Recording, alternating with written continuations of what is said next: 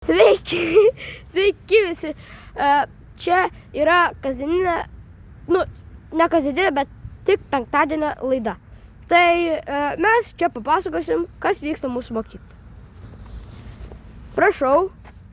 A raidė labai sunkiai šiandien iš B korpuso 4 aukšto su savo daug daiktų į A korpuso 3 aukštą keliavo labai sunkiai, buvo labai juokinga.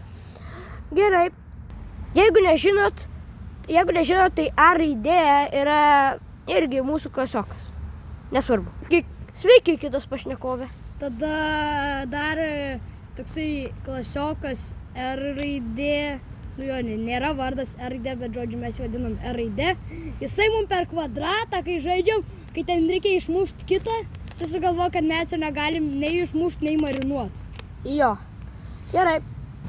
K raidė kažkodėl susirgo, mums labai jo reikia informatikos ne informatikos, inžinerijos projektų, jisai yra kelių vadovas. Nežinau, kuo jisai susirgo. Gerai. Na? Aš negaliu patikėti, aš šią savaitę nei karto negavau iš kažko be klaidų. Geriausia, ką gavau, tai šiandien labai gerai. Ir ten tokia durna klaida. Aš pagalvojau, kad ten reikia padalinti ir gavau vieną, ten reikia padauginti ir ta būčiau gavęs kem 9. Jo.